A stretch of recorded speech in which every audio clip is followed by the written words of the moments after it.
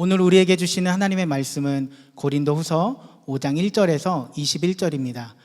봉독은 1절에서 5절, 13절에서 21절까지 하겠습니다.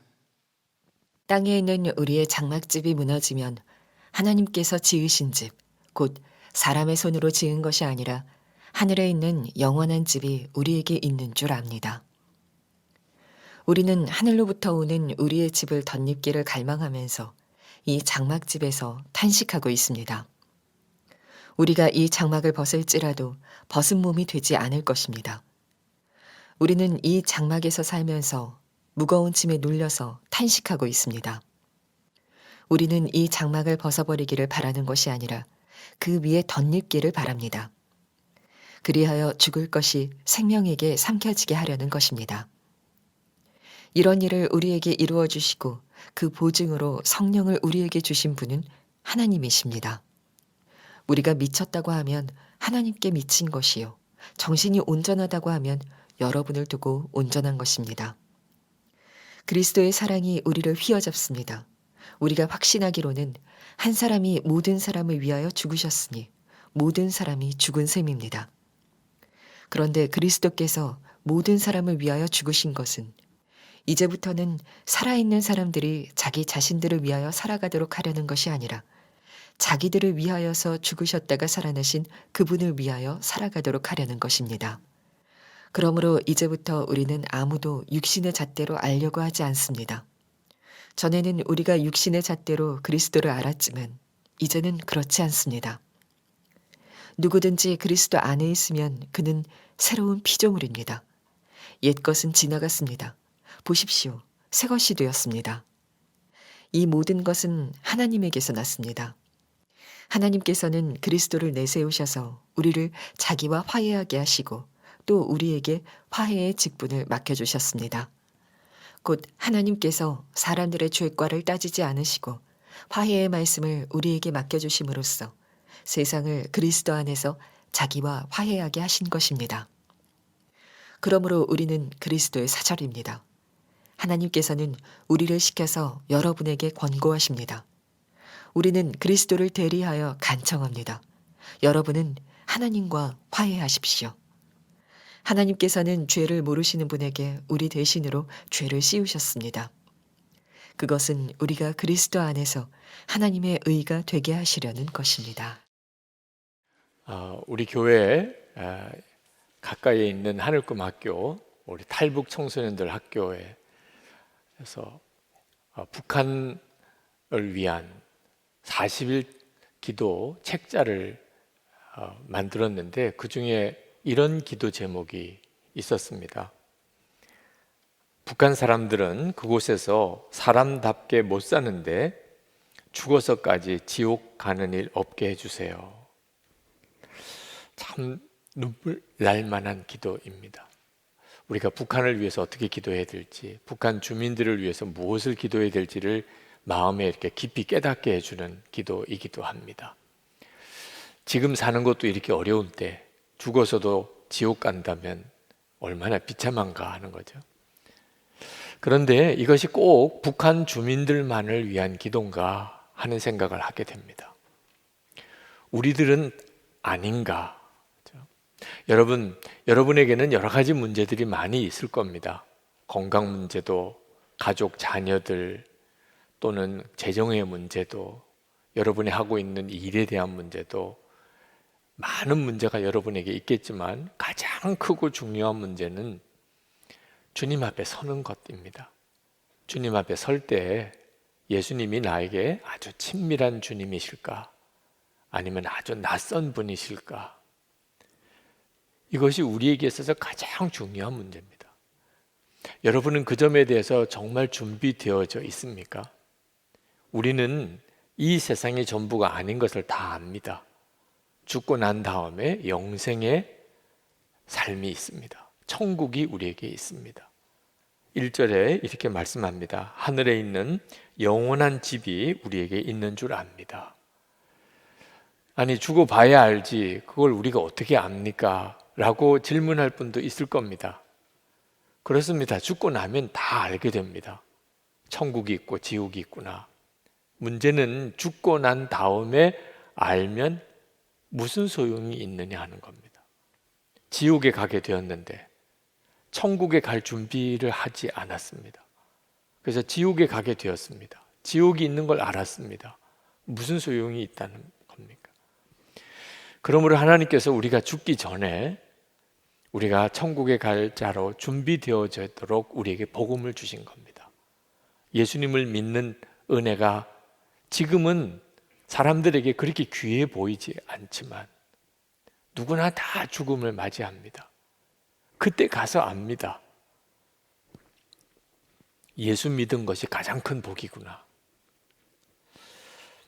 참 안타까운 것은 예수님을 믿고도 자기가 천국에 갈 것에 대한 확신이 없는 사람이 많다는 겁니다.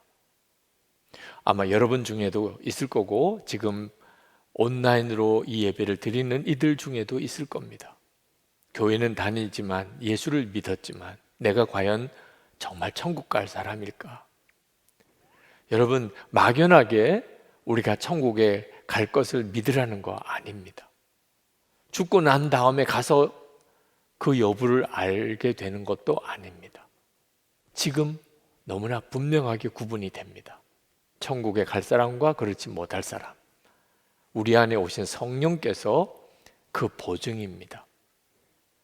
5절에 이런 일을 우리에게 이루어 주시고 그 보증으로 성령을 우리에게 주신 분은 하나님이십니다. 그러므로 여러분에게 있어서 가장 소중한 것은 여러분 안에 성령이 와 계시다는 것입니다. 여러분, 성령님을 모시고 사는 것을 절대로 작게 생각하거나 소홀히 여기면 안 됩니다. 여러분에게 있어서 그 어떤 것보다도 소중한 것입니다. 이 확신이 분명하니까 사도 바울은 환난을 당하고 핍박도 당했지만 그는 언제나 당당하다고, 담대하다고 그렇게 고백했습니다. 6절에 그러므로 우리는 언제나 마음이 든든합니다. 정말 대단한 일이죠.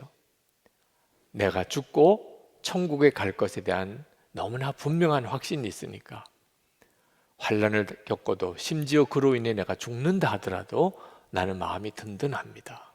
그러면 된 거죠. 사도 바울이 정말 원했던 것은 오래 사는 것이 아니고 빨리 죽어서 주님 앞에 가는 것이었습니다. 6, 8절에 보면 우리는 차라리 몸을 떠나서 주님과 함께 살기를 바랍니다. 사도 바울이 원했던 것은 영원히 사는 것도 아니었습니다. 영생의 축복을 받았지만 그 핵심은 죽지 않고 영원히 사는 거 아닙니다. 주님과 함께 사는 것이었습니다. 진시황도 그가 죽지 않고 싶었잖아요. 우리가 예수 믿고 우리가 영생을 얻었고 또 천국의 삶을 사는 것은 단순히 죽지 않는 것 때문이 아닙니다. 영원히 사는 것 때문도 아닙니다. 주님과 함께 사는 것. 그게 사도 바울의 갈망이었습니다. 그래서 사도 바울은 죽기 전에라도 그는 예수님께서 기뻐하실 일을 위해서 살았습니다. 인생이, 삶이 완전히 달라진 거죠. 그는 죽고 난 다음에도 주님과 함께 살기를 원했지만 이미 예수님을 영접했으니 여기서부터 예수님을 기쁘시게 하는 일을 위해서만 살았습니다. 9절에 보면 그러므로 우리가 몸 안에 머물든지 몸을 떠나서 있든지 우리가 바라는 것은 주님을 기쁘게 해드리는 사람이 되는 것입니다. 여러분이 천국에 갈 사람인지 아닌지는 여기서 구분이 되는 겁니다. 여러분 안에 성령이 와 계시고 예수님이 기뻐하시는 일만 하고 싶은 것. 그 사람은 천국에 갈 확증이 있는 사람입니다. 구원의 확신이 없는 사람보다 더 안타깝고 심지어 무섭기까지 하는 것이 뭐냐면 자기는 천국에 갈 거라고 믿으면서 실제로 영생을 얻은 자의 삶의 증거가 없는 사람입니다. 그런 사람도 교회 안에 많습니다. 자기는 예수를 믿었으니까 반드시 천국에 갈 거라고 확신한대요. 그건 귀한 일입니다. 그런 믿음은. 그런데 삶이 영생을 소유한 사람의 삶이 아닙니다. 사도 바울은 10절에서 우리는 모두 그리스도의 심판대 앞에 나타나야 합니다 라고 말했습니다. 우리가 죽고 나면 우리 모두는 그리스도의 심판대 앞에 섭니다. 거기서 우리가 세상에 사는 동안 선하게 살았는지 악하게 살았는지 우리가 몸으로 살았던 우리의 모든 삶이 다 드러납니다. 이 점을 정말 아느냐 하는 겁니다. 그러므로 영생을 소유한 자답게 살지 못한 사람은 그가 스스로 아무리 구원의 확신을 가졌다고 하더라도 그는 천국에 못 갑니다.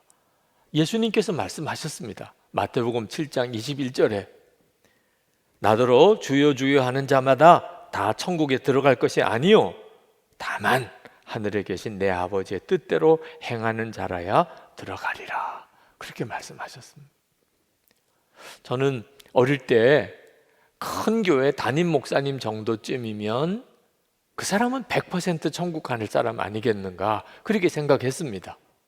그저 예수 믿는 사람도 천국 가는데 큰 교회 담임 목사님이면 뭐 당연히 천국 가는 거겠죠. 아니었습니다. 주님은 아니라고 말씀하셨습니다. 마태복음 7장 22절 23절에 그날에 많은 사람이 나더러 이르되 주여 주여 우리가 주의 이름으로 선지자 노릇하며 주의 이름으로 귀신을 쫓아내며 주의 이름으로 많은 권능을 행하지 아니하였나이까 하리니 그때 내가 그들에게 밝히 말하되 내가 너를 도무지 알지 못하니 불법을 행하는 자들아 내게서 떠나가라 하리라. 나는 예수 믿었으니까 나는 구원 받았어. 그렇게 믿으면서도 실제로는 불법을 행하는 사람, 그 사람은 주님이 말씀하셨습니다. 주님 앞에 서면 내가 너를 도무지 알지 못한다. 그가 아무리 세상에서 주의 이름으로 기가 막힌 일을 큰 일을 했다 하더라도 주님은 모른다는 거예요. 그러므로 불법을 행하는 삶을 사는 거 정말 무서운 일입니다. 영생을 소유한 사람답지 않은 삶이에요. 여러분, 가족을 정말 사랑했고 일도 열심히 했고 성실하게 살았고 큰 죄 짓지 않고 살았고 그러면 그저 괜찮은 사람처럼 세상은 보지요. 주님 앞에 설 때는 아무 소용없습니다. 주님 앞에 설 때는 정말 영생을 소유한 사람답게 살았는가? 그 핵심이 예수님을 경외하는 마음이 있었나 하는 겁니다. 11절에 보면 주님이 두려운 분이심을 알기에 사도 바울이 그렇게 고백했습니다. 사도 바울이 이렇게 고백한 것은 주님이 모든 것을 아시고 모든 것을 다 보시는 것을 알고 있었다는 겁니다. 그는 무슨 말을 하든 무슨 행동을 하든 항상 주님이 다 보고 계시고 알고 계셨습니다. 그러니까 사도 바울은 말 한마디 행동 하나 그는 자기 마음대로 하지 않았습니다. 항상 주님을 바라보는 마음으로 했습니다. 이런 태도를 경외함이라는, 예수님을 경외함이라고 하는 거예요. 그래서 우리가 이 사람이 진짜 천국에 갈 사람인지 아닌지는 예수님을 경외함이 그 사람의 삶 속에 있는지를 보아야 합니다. 무슨 말을 하든 무슨 행동을 하든 가정에서든 일터에서든 교회에서든 예수님을 경외함이 있는가 하는 거예요. 이건 예수님을 두려워하며 살라는 뜻이 아닙니다. 항상 주님을 바라보라는 거죠. 13절 말씀에 사도 바울은 하나님에게 미쳤다고 그렇게 표현했습니다. 14절에서는 그리스도의 사랑이 우리를 휘어잡습니다. 그렇게 고백했습니다. 예수님과 사랑에 푹 빠진 거죠. 예수님을 나를 지켜보고 계시니까 얼마나 무서운가 이렇게 생각하는 사람은 사랑에 빠진 사람이 아니죠. 주님과 사랑에 빠져버렸어요. 항상 주님을 바라보면서 그 주님을 바라보는 삶 자체가 그 사람에게는 얼마나 기쁜지요. 그래서 15절에서는 이제는 더 이상 내가 나를 위해서 살지 않고 나를 지옥에서 천국으로 구원하시려고 십자가에 죽으셨다가 부활하신 예수님을 위해서 삽니다. 그렇게 고백을 한 거예요. 이게 바로 영생을 소유한 사람의 삶이에요. 이제는 오직 예수님을 위해서 삽니다. 어떤 청년이 나는 아직도 젊은데 예수님을 위해서만 사는 것은 너무 억울하잖아요. 그런 말을 하더라고요. 목사님은 이미 나이 늙어서 상관없지만 자기는 젊대. 그런데 세상에 예수님만을 위해서 살아야 되다니 너무 답답하고 슬프다는 거예요. 정말 몰라서 하는 이야기입니다. 여러분, 우리 교회만 해도요, 교회 위해서 일하고 싶다고 아무나 허락하는 거 아닙니다. 이력서도 받고 심사도 하고 인터뷰도 하고 그래요. 여러분도 누가 여러분을 위해서 살겠다고 하면 오히려 겁부터 날 거예요. 내 마음에 드는 사람이면 모르지만 그렇지 않은 사람이면 얼마나 부담됩니까? 하물며 예수님을 위해서 사는 게 얼마나 복인가요? 하나님의 사랑을 받는 것도 복이죠. 그러나 하나님을 위해서 사는 것은 비교할 수 없이 큰 복입니다. 여러분이 그 진짜를 알게 되는 것, 그게 바로 영생을 얻은 자의 특징입니다. 하나님을 위해서 사는 게 진짜 복이지. 이것은 죽고 난 다음에 그렇게 사는 거 아니고 예수님을 영접하는 그 순간부터 사람은 그렇게 변합니다.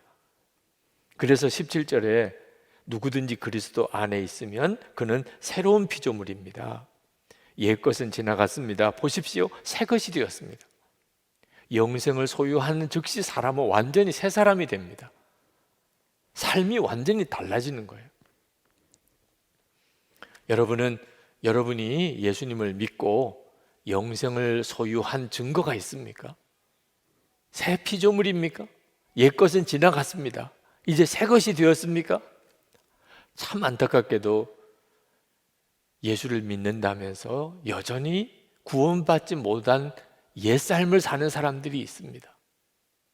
마음의 상처도 그대로고 열등감, 좌절감도 그대로고 세상 욕심도 그대로고 혈기, 분노도 그대로고 예수 믿기 전에 그 사람이 그냥 그 세상입니다.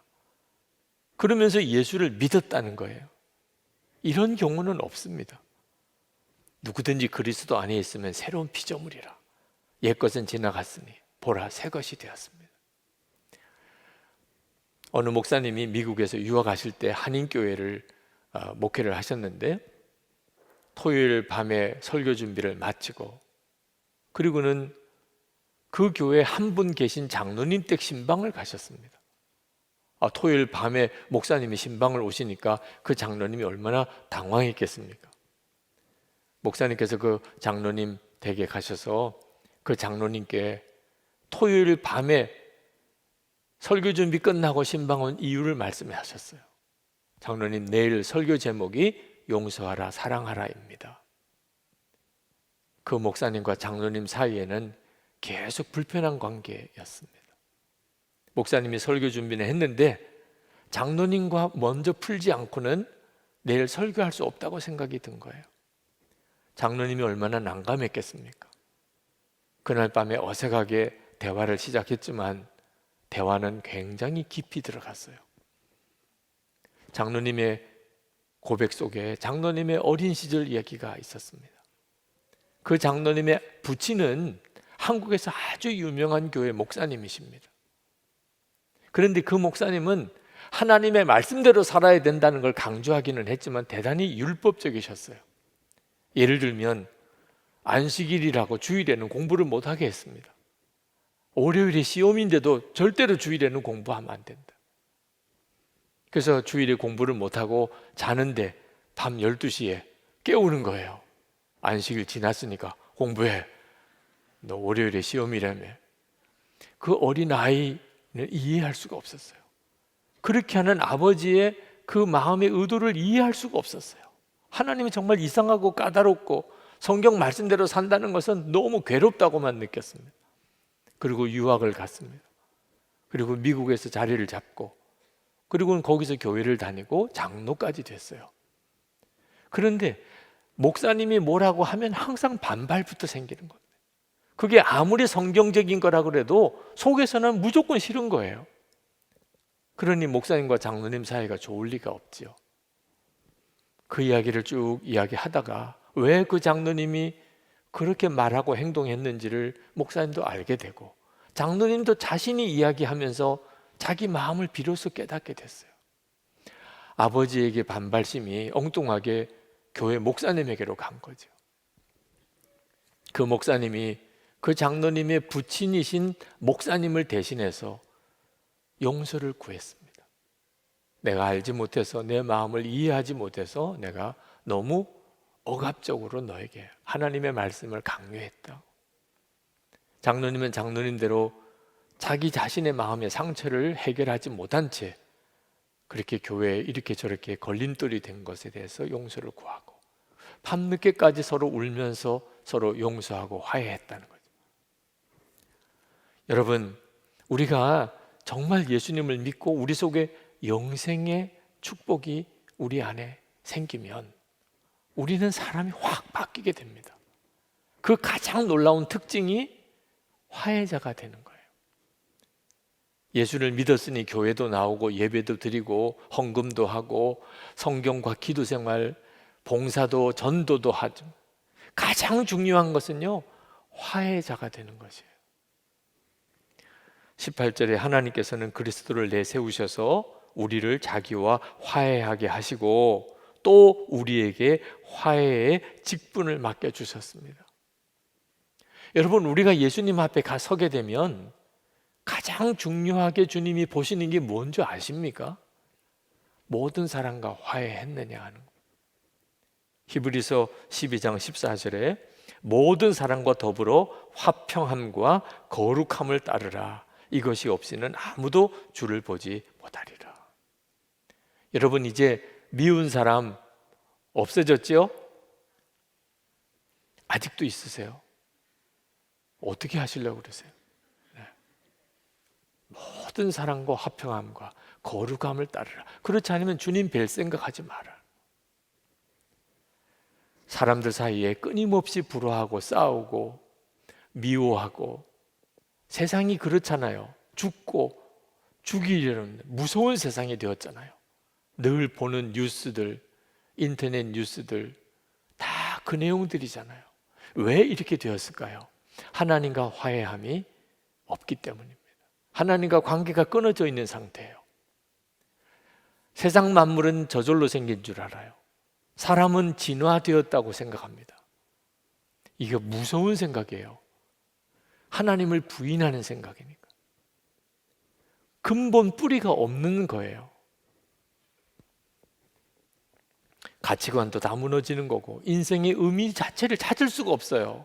우리가 동물에서 진화된 존재래. 그러면 우리 인생은 그냥 무너지게 돼 있어요. 하나님을 부인한 정치체제, 이념이 공산주의예요.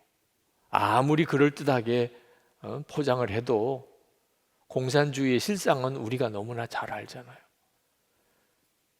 한 개인의 인생관도 마찬가지예요. 하나님을 부인한 인생은 절대로 잘 살 수가 없어요. 그래서 사도 바울이 고린도 교인들에게 하나님과 화해하라고 말을 하고 있는 거예요. 19절, 20절에 곧 하나님께서 사람들의 죄가를 따지지 않으시고 화해의 말씀을 우리에게 맡겨주심으로써 세상을 그리스도 안에서 자기와 화해하게 하신 것입니다. 그러므로 우리는 그리스도의 사절입니다. 하나님께서는 우리를 시켜서 여러분에게 공고하십니다.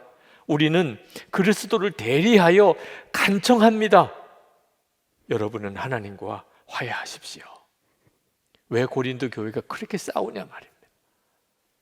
예수를 믿고도 왜 그렇게 서로 싸우고 팔을 가르냐. 하나님과 화해함이 없이 살면 교회도 그렇게 되어버리고 만다는 겁니다. 그러니 교회 안의 문제를 해결하려면 먼저 여러분 자신이 하나님과 화해하라는 겁니다. 그리스도 안에서 새로운 피조물이 되고 영생을 소유한 사람의 증거는요, 하나님과 화해한 사람, 그리고 실제로 하나님과 화해한 삶을 사는 거예요. 예수님과 친밀히 동행하는 거예요. 하나님과 화해는 어떤 교리로 아는 문제가 아닙니다. 실제로 하나님과 화해하셨습니까? 정말 하나님과 화해한 삶을 살고 있습니까? 하나님과 함께 즐겁게 사십니까? 조이스 마이어가 말했습니다. 예수님은 우리를 종교인으로 만드시기 위해서 죽음의 길을 가신 게 아니다. 주님을 통해서 하나님과 개인적으로 더 깊고 친밀한 관계를 누리게 하시려고, 성령으로 충만한 삶이 주는 기쁨을 맛보게 하시려고 십자가에서 돌아가셨다.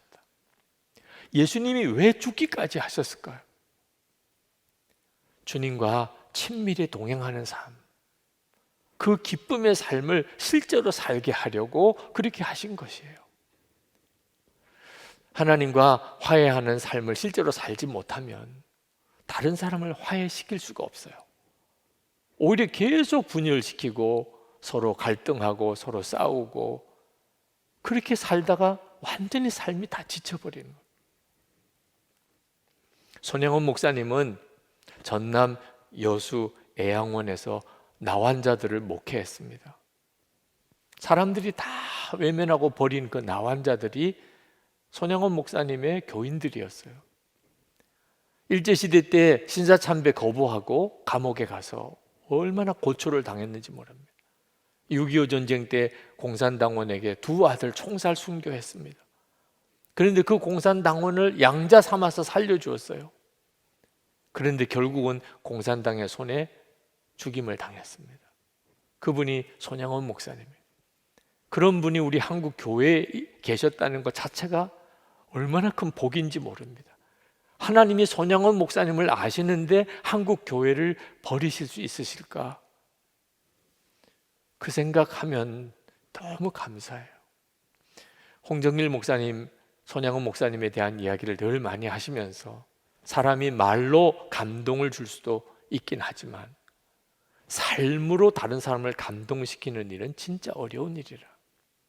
아시시의 프랜시스보다 캘커타의 테레사 수녀보다 손양원 목사님은 비교할 수 없이 귀한 삶을 사셨다. 맞아요. 그 손양원 목사님의 삶의 핵심이 화해자예요. 나환자와 일반 사람들을 화해하신, 전라도 경상도 그걸 화해하신 거예요. 자기 두 아들 죽인 공산당 청년 양자 삼았어요. 그런데 손양원 목사님은 특별한 사람이니까 그렇게 하신 걸까요? 성자시니까 그럴까요? 아닙니다. 손양원 목사님은 그저 단순히 예수님을 진짜 믿는 분이었다는 거예요. 손양원 목사님은 예수님과 친밀히 동행하는 사람이었을 뿐이에요.